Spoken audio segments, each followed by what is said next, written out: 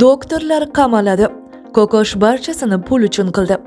Assalomu alaykum aziz muxlis. Agarda kanalimizda mehmon bo'lsangiz, kanalimizga obuna bo'lishni va videolar davomida bir dona like tugmasini bosib qo'yishni unutmang. Doktorlar aytdiki, Kokosh hammasini pul uchun qilyapti.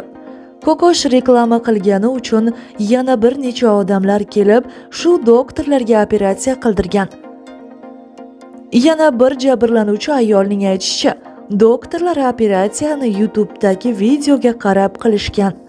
20 million so'mga o'zimga o'zim dard sotib oldim deydi yana bir bemor jabrlanuvchi. U bemor ham Kokoshga ishonib shu reklama asosida klinikaga kelgan va operatsiya qildirgan. Barchasi yolg'on ekan. Kokoshning xalqqa qilgan murojaatidan so'ng doktorlar umuman bemorlarga qaramay qo'yishgan, hattoki xabar ham olishmas ekan.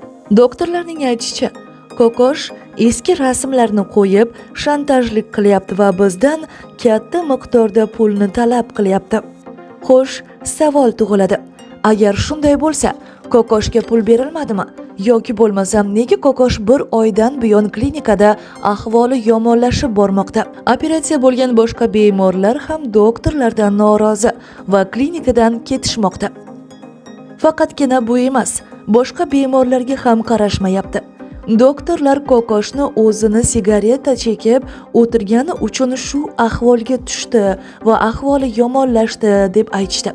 Kokosh bu gapga asosan Kokoshning palatasiga kirib o'tirib sigareta chekib turgan doktor rasmini o'z sahifasiga qo'yib, aslida kim aybdorligini yana bir marta isbotlab berdi va davlat tashkilotlaridan bu klinikani tekshirib, boshqalar ham azoblanmasligi uchun yopishlarini so'radi va boykot e'lon qildi.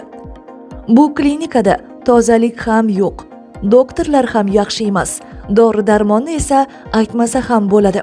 Bu klinikada meni nogiron qilib qo'yishdi. Bu klinika meni nogiron qilib qo'ydi. Faqatgina shuni so'raymanki, klinika rahbarlari yoki doktorlari avvalgi holimga qaytarib meni davolab berishsin. Faqatgina shu kerak. Menga hech qanday pul ham kerak emas, deydi Kokosh. Davlatimizdan shuni so'raymanki, qonuniy chora ko'rishingizni, bu klinikada yaxshi doktorlar va tozalik bo'lmasa, bu klinikani yopishlaringizni va doktorlarning bunga javob berishlarini so'rayman, deydi Kokosh o'z so'zlarida. Haqiqatda ham xususiy klinikalar ko'payib ketgan. Yaqindagina vafot etgan Halima Ibragimova, Farhod Mannopovlar shu xususiy klinikalarning qurboniga aylandi. Yana bir qurbon bu Kokosh. Aslida oddiy xalq bo'lganida-chi, bunday intervyular yoki internetga chiqishlar bo'lmas edi. Faqatgina san'atkorlarga shunday qilingani uchungina biz bularni bilib o'tiribmiz. Video ostida bir dona like bosib, kommentariyada o'z fikrlaringizni yozib qoldiring.